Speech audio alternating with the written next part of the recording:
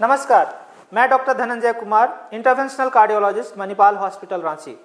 आइए जानते हैं किन्हें एंजियोग्राफी की ज़रूरत होती है और ये एंजियोग्राफी होती कैसे है। सबसे पहले जानते हैं कि एंजियोग्राफी की ज़रूरत है किनको।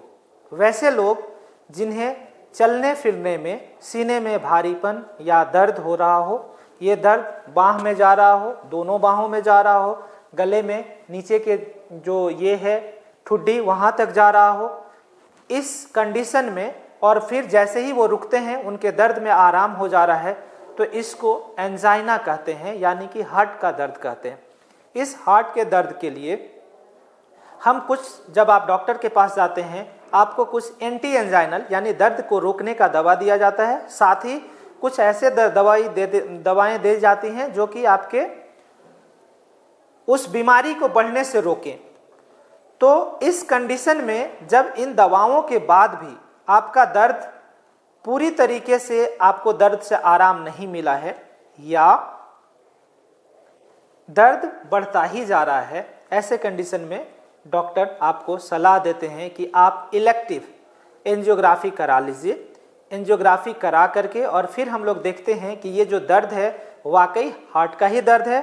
दूसरा, ये जो दर्द कराने वाली जो हार्ट की धमनियां हैं, आर्टरीज हैं, उनमें ब्लॉकेज का स्तर क्या है, किस सीवियरिटी की हैं। अगर ये सीवियरिटी काफ़ी ज़्यादा है, उनको कुछ करने की ज़रूरत है, तो साथ ही साथ आपको कुछ सुझाव दिया जाता है कि ये है बदलाव, इस बदलाव के साथ आपको ऐसे करेंगे तो आपको ठीक रहेगा। दूसरी बात कि ये की कैसे जाती है। यूजुअली इसको डे केयर प्रोसीड्योर कहते हैं, यानी एक दिन के लिए ही आपको हॉस्पिटल में आना होता है, कुछ घंटे आपको हॉस्पिटल में बिताने होते हैं और इन कुछ घंटों के लिए आपको हॉस्पिटल में भर्ती होना होता है, क्योंकि ये इन्वेस्टिगेशन बिना भर्ती के नहीं किया जा सकता। आपको अपने एक परिजन के साथ आना होता है ताकि उनको कंसेंट देना होता है कि आपकी एंजियोग्राफी हो सके। साथ ही साथ आपको एक निडिल के द्वारा, या तो हाथों से, ज़्यादातर आजकल हाथों से करते हैं हम लोग, या कभी कभी किसी कंडीशन में पैर की नसों से हम लोग अंदर जाते हैं और पैर की धमनी को पकड़ करके और हम लोग हार्ट के पास चले जाते हैं और उस हार्ट के जो धमनी होती है, हार्ट को भी खून चाहिए होता है, हार्ट पूरे शरीर को खून देता है, लेकिन उसको पंप करने के लिए उसकी मांसपेशियां जो लगातार पंप कर रही हैं उनको भी खून की ज़रूरत पड़ती है, न्यूट्रिशन की ज़रूरत पड़ती है। तो उनको खून सप्लाई करने के लिए जो धमनियां निकली हुई हैं वो उन धमनियों को कैनुलेट करते हैं एक पतली सी पाइप के साथ और फिर वहाँ पे एक कॉन्ट्रास्ट मटेरियल देते हैं जिसको कि डाई भी कहते हैं। अब ये डाई जब आर्टरीज में फैलती है उसी समय हम लोग एक्सरे कर लेते हैं। ये डाई रेडियो ओपेक होता है, यानी कि एक्सरे इनको आर पार नहीं कर सकता है। ऐसे कंडीशन में ये धमनियां साफ साफ दिख जाती हैं, ऊपर से नीचे तक खून के बहाव के साथ उनकी फ्लो की वेलोसिटी दिखती है कि ये खून का बहाव कितना तीव्र या धीमा है।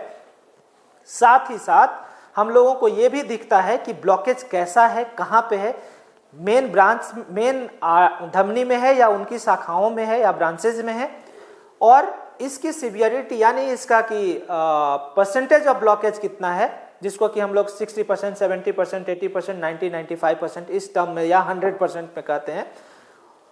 साथ ही साथ उसकी ब्लॉकेज की लंबाई कितनी है, ये सारी बातें हम लोगों को पता चलती हैं। तो ये एक डिफिनिटिव टेस्ट होता है ब्लॉकेज को देखने का, जिसमें हम लोगों को ये क्लियर कट पता चल जाता है कि इसमें ब्लॉकेज आर्टरीज में इतनी है। अब इस आर्टरीज के ब्लॉकेज का करना क्या है, क्या इसको दवाओं से ही ठीक रखा जा सकता है, क्या इसे दवाओं के अलावा किसी और तरीके से ओपन करने की ज़रूरत है, यानी कि उस धमनी जो ब्लॉक है ब्लॉकेज को ओपन करने की ज़रूरत है। ब्लॉकेज को ओपन करने का अलग अलग तरीका है। जैसे एक विधि होती है एंजियोप्लास्टी, जिसमें हम लोग ब्लॉकेज को खोल के या स्टेंट लगाते हैं या दवा मिला हुआ बलून डालते हैं, और दूसरा तरीका होता है बाईपास सर्जरी, जिसको CABG कहते हैं। तो ये सारी बातें, सारी जानकारियां हमको उस एंजियोग्राफी के बाद पता चलता है और तब जाकर के हम सटीक तरीके से आपका इलाज कर पाते हैं।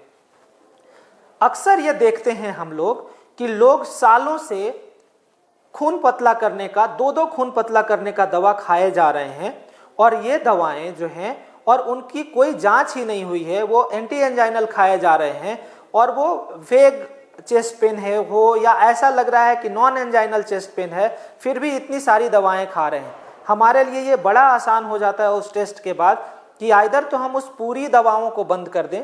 बहुत सारे लोगों में वो पूरी दवाओं को बंद करने का हम लोगों के पास ऑप्शन रहता है, क्योंकि उनको हार्ट के ब्लॉकेज की उतनी गंभीर समस्या नहीं है जिसके लिए कि उतनी दवाओं को खिलाया जाए।